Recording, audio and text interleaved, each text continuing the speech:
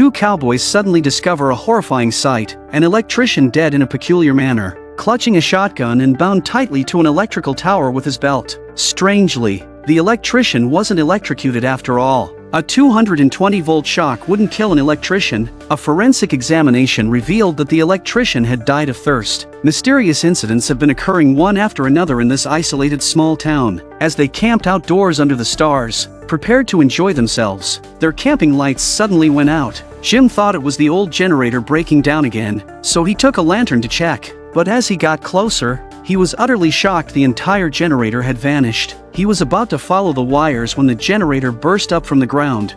God, what is that stink?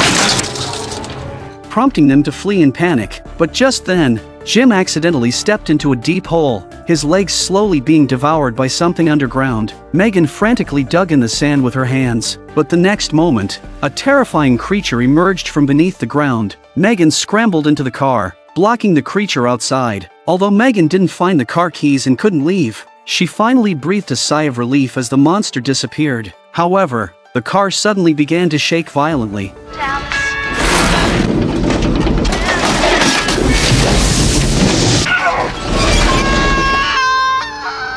Soon after the elderly couple vanished, the Cowboy brothers came across the buried car. Though frightened, they didn't think the worst and assumed the car had been swallowed by quicksand. But as they turned the corner to visit another neighbor, they were shocked to see the entire sheep pen destroyed, scattered with limbs and flesh. Even more horrifying, they found the farm owner in the middle of the farm, with only his head remaining. Finally, the two brothers realized that a terrifying monster had emerged in the town. They quickly got in the car to go back and alert the villagers, warning the road workers along the way to be extra careful of the monster lurking nearby. But unexpectedly, just as they left, an accident occurred. While a worker was using a jackhammer, a scream was heard, followed by a burst of crimson from the ground. And the next moment, the jackhammer was dragged away by a terrifying force.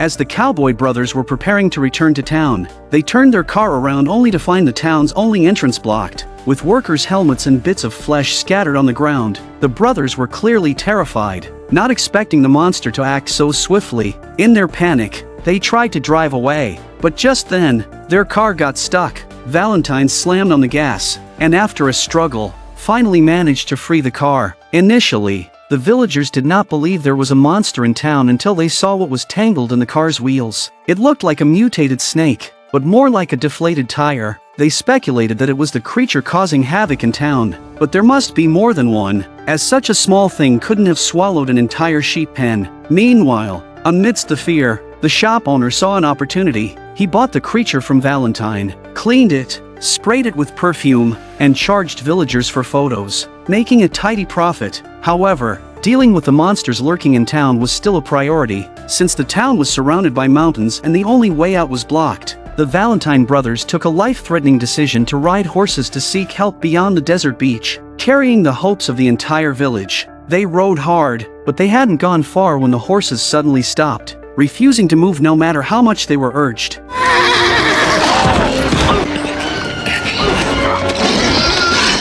The next moment, the creature attacked the horses, devouring them instantly. Valentine raised his gun and successfully drove the monster back. But before he could rejoice, the ground heaved up, and a gigantic creature emerged from the soil. Now, they finally saw the monster clearly. A huge creature resembling a sand seal, shaped like a long snake, was actually just one of the monster's tentacles. The two dared not linger any longer, and the monster also instantly burrowed back into the ground, pursuing them relentlessly. Its speed was incredibly fast, its destructive power terrifying, and just as it was about to catch up with the brothers, a ditch appeared in front of them.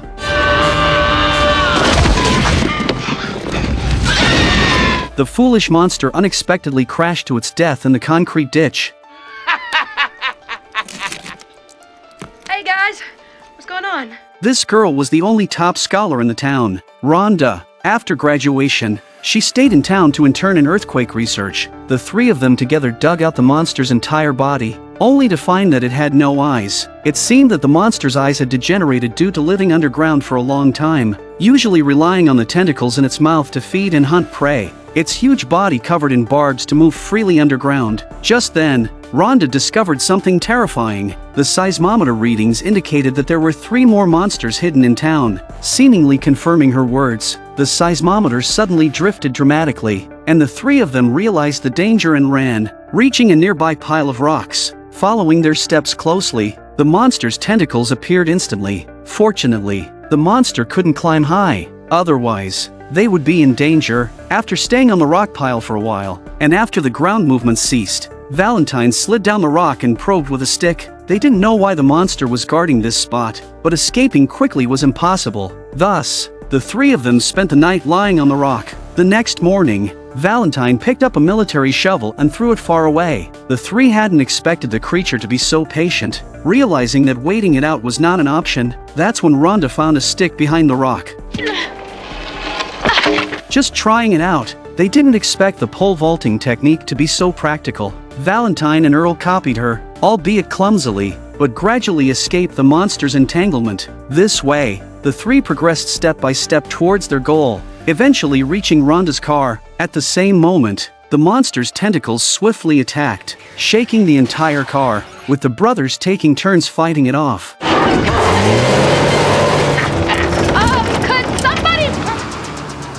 After returning to town, the 3 gathered all the villagers to explain what had happened, hoping to discuss a way to save themselves. But just then, they suddenly heard a scream from outside the house, and everyone went out to check, finding a terrified child climbing a lamppost. And the next moment, the terrifying monster burst through, scattering the panicked crowd. Rhonda intended to flee into the restroom, but accidentally fell. After several rolls, Rhonda's legs were tightly entangled with wire, and the terrifying monster was hot on her heels. In a panic to avoid being eaten, Rhonda quickly shed her entangled pants.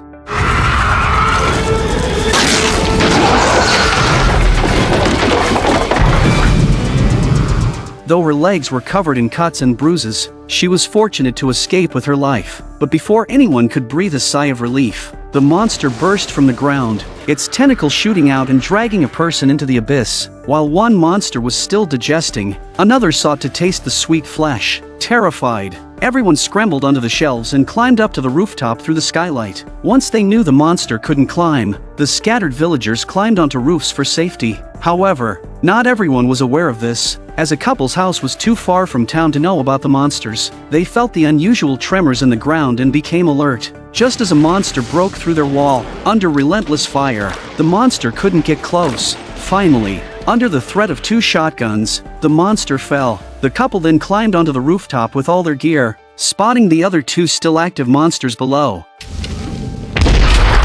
Since the monsters stayed underground, they couldn't inflict any damage and began cutting off the humans' escape by dragging nearby cars underground. More terrifyingly, knowing they couldn't reach the humans on the rooftop, the monsters cleverly began to undermine the building's foundation. The house, with its foundation destroyed, was suddenly shaking, and there wouldn't last long in this form. Just then, a monster overturned an abandoned car, and the villagers taking refuge on it were dragged away before they could react. Seeing a solid bulldozer parked not far away, they quickly formulated a plan. One person stealthily slid down from the house and started a toy car on the road below, heading straight towards the highway. The ticking noise immediately attracted the monster's attention. Seeing his chance, Valentine jumped down and sprinted towards the bulldozer, but before he could get far, the toy car overturned on a hillside. Valentine's running noise once again attracted the monster, quickly trapping him between 2 creatures, one in front and one behind. Valentine held his breath, daring not to move, but the monster's tentacles kept creeping closer, probing.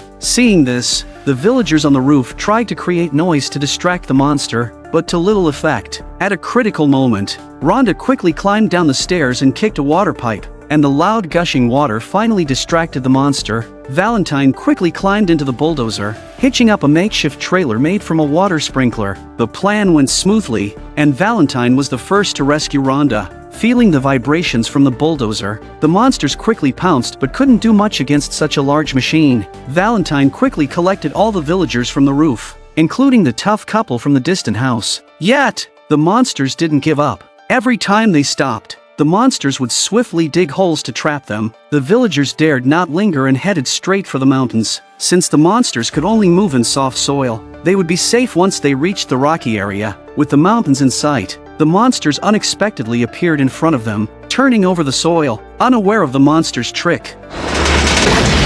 The group was caught off guard as the bulldozer overturned. The group quickly clambered onto the trailer, but this was also unsafe, as the monster began dragging the vehicle underground, showing a surprising level of intelligence. After discussing, they first used bombs made by the tough couple to drive back the monsters, then made a dash for a nearby cluster of rocks. Just then, Earl came up with a good idea. They first threw rocks to lure the monster from underground, then tied ignited bombs to the rocks and threw them. As expected, the naive monster took the bait.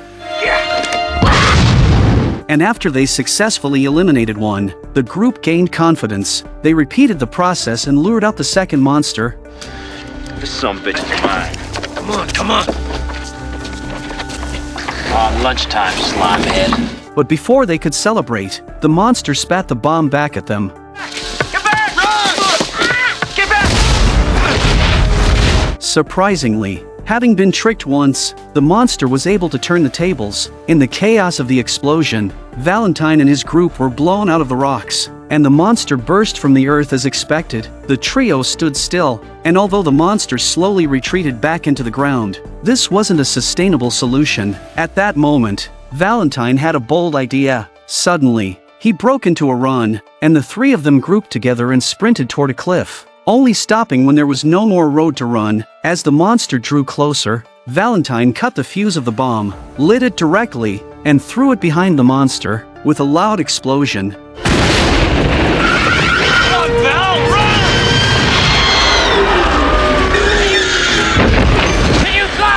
the monster was startled and accelerated. It darted into the cliff and instantly fell, shattering into pieces. With that, the monsters plaguing the town were all finally eliminated.